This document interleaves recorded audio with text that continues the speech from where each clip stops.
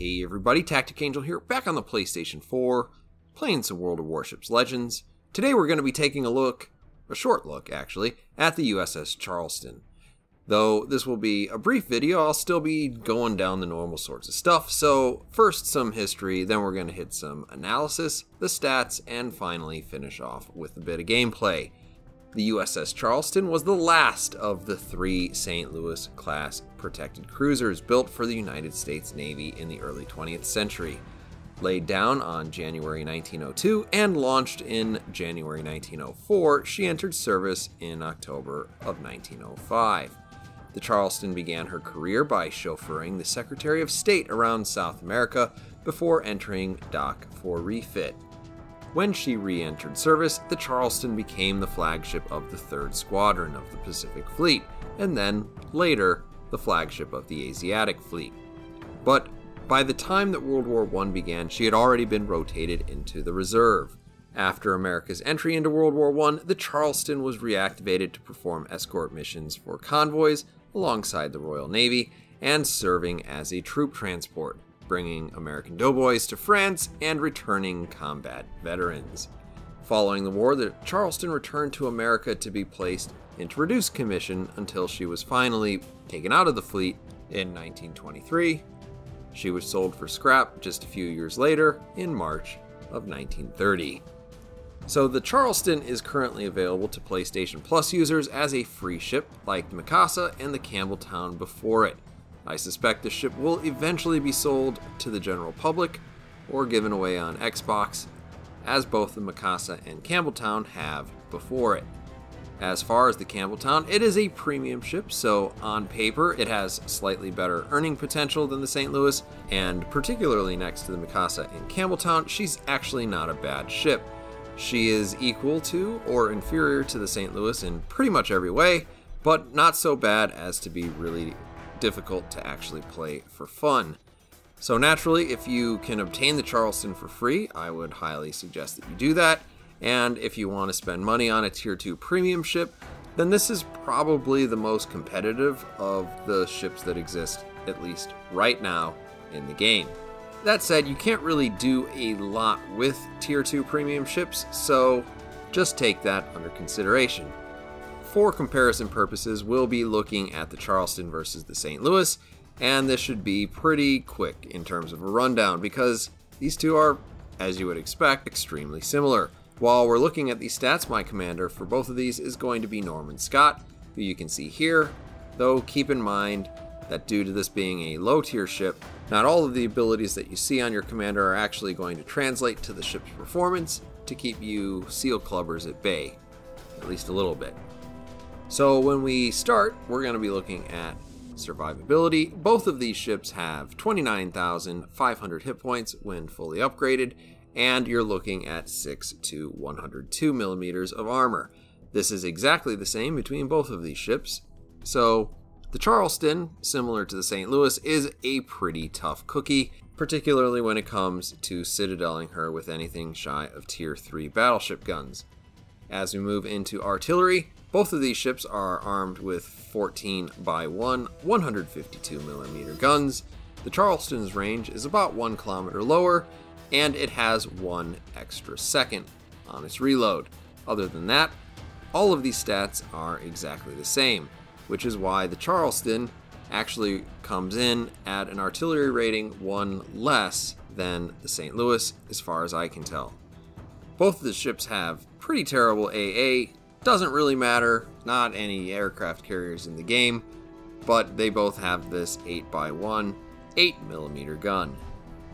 For maneuverability, you're looking at the same top speed, 22.7 knots. In fact, it's very slow for a cruiser, though the St. Louis kind of feels a little bit more like a battleship than any of its Tier 2 cruiser counterparts. At 450 meter turning circle, it's pretty good, but the Charleston does have around a 2-second increased rudder shift, and this is also including the rudder shift mod, so it could actually be quite a bit worse. And then for concealment, if you are running both with equivalent camouflages, obviously the Charleston comes with a permanent camo, the concealment for both of these ships are exactly the same, which is to say not exceptionally good and not exceptionally bad. Alright, with that out of the way, we're going to jump into a bit of gameplay. We're going to be on Big Race. We're going to jump into this Charleston action about a minute into the game. And naturally, as always, this is not my best, or certainly not your best game in Charleston. This is just to give you a little bit of an idea what this ship can actually do. That said, if you played a St. Louis, it's pretty similar. It's pretty similar. So obviously, we're probably going to play this a little bit close to the base. We don't want to get too far away from anything, because if we do, that means we're probably not going to be able to respond to developments back at our base. As kind of a slow cruiser, you do have to consider your position a lot like you might in a battleship. There you see a St. Louis. I was gonna shoot at it, but a Campbelltown is actually a much better choice for me. With the HE loaded kind of perpetually, obviously we can do a pretty good amount of damage to him. We put that a little bit far in front of him, still managed to clip his bow with just a little bit of damage. He has repaired his engine at this point, so I put a whole bunch of shots behind him instead. So always doing a good job here.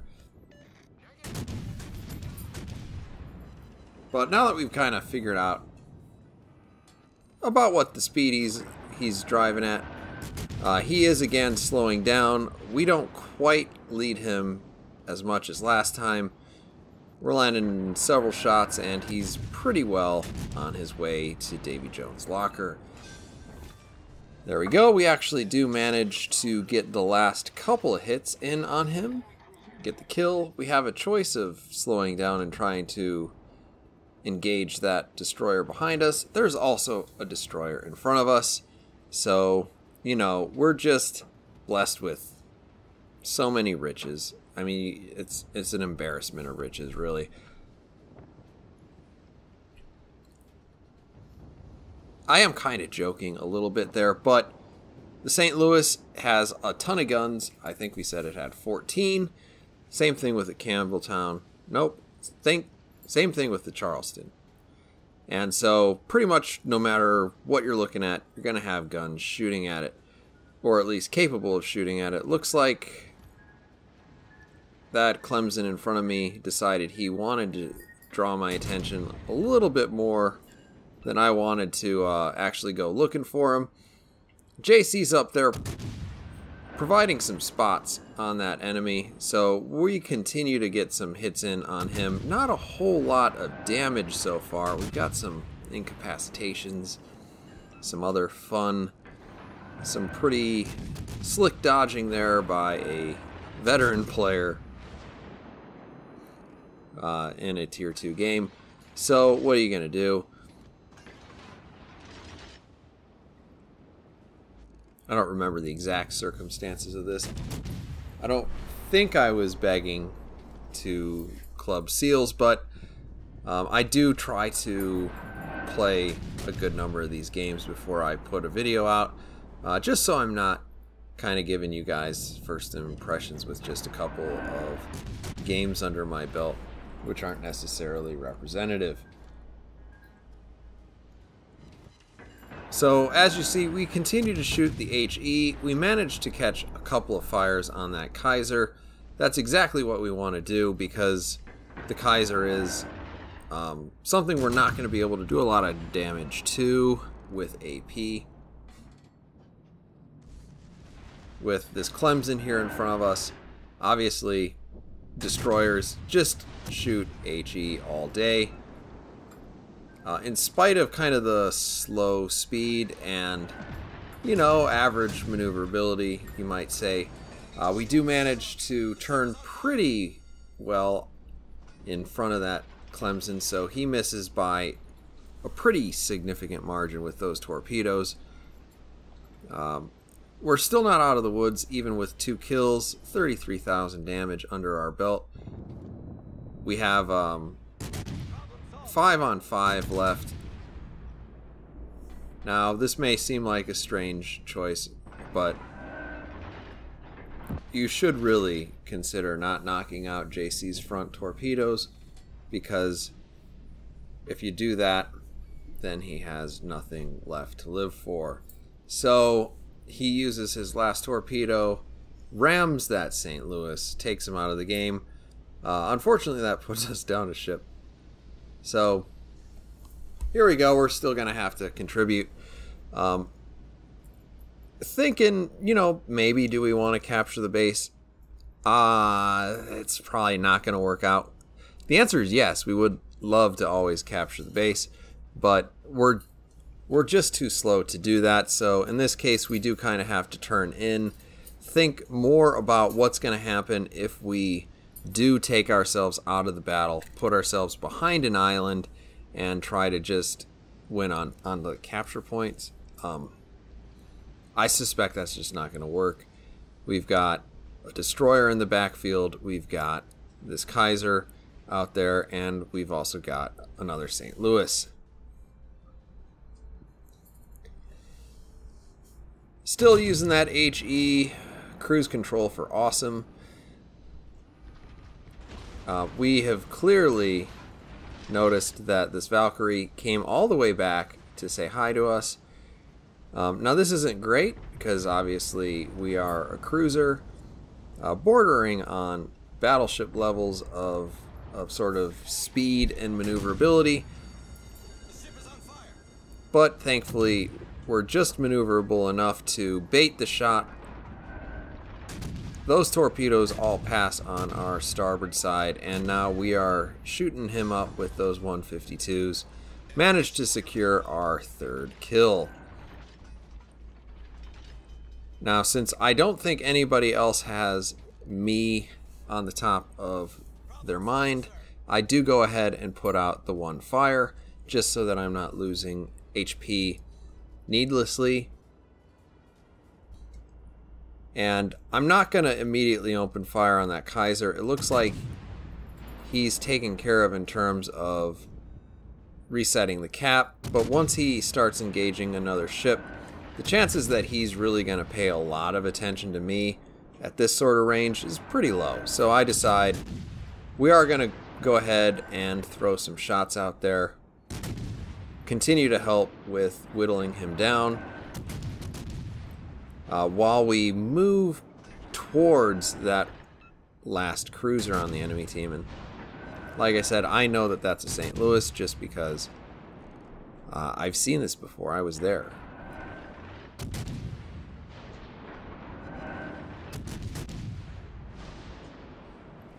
We're getting some pretty respectable damage numbers. That said, really what you live for are those fires. So many fires. They're going to help you a lot deal with these higher tier battleships in particular. You will also notice that for the most part, unless an equal tier cruiser is giving me its side, or even a higher tier cruiser, as long as it's pretty well broadside, I will shoot pretty much exclusively HE in this, and I would suggest that you do the same, kind of like I would for the St. Louis itself. That said, the St. Louis is a better ship than I am. My strong suspicion is that they have made these ships a little bit less powerful on average, just because the people who are going to be playing them in the distant future are going to be the type of people who actually really know what they're doing. And, honestly, having experience makes up a lot. First of all, in terms of actually hitting things, your accuracy as a player is going to increase over time. At least you would hope so. And also, knowing your positions. If you're broadsiding the wrong ship, then obviously that means you're probably going to be taken out of the game a lot quicker than a ship that's playing, reasonably intelligently, making smart decisions about its angling and when it ducks behind islands, etc. So The extra 1 second, yeah, I mean, if you're going up against an equal tier opponent with an equal sort of captain, I would suspect that that St. Louis would usually win. A lot of times that's not going to happen if you're playing a tier 2 game, just because this is seal clubbing, to be completely honest. That said, the Charleston is a ship that I still like that it's in the game. I like the blue camo. I do actually also like the Great White Fleet look that the base St. Louis starts with. But if you're looking for a ship like this, you know, something low tier, low stress, Charleston's a pretty good ship to pick up for that sort of purpose. St. Louis is a lot of fun to play, and this ship isn't that far behind it. So there you see, we do finish off that St. Louis. Walk away with the victory. We have 66,000 damage, so we get 100,000 credits. There you see us on the top of the list, and finally, a little bit more economic information. Not much really to say other than this. Particularly if you can get this for free, go ahead and do that. If you really like to play lower tier games or against the AI, also a pretty fun ship to have just for screwing around. In any case, thank you all for watching, and I'll see you guys on the next one.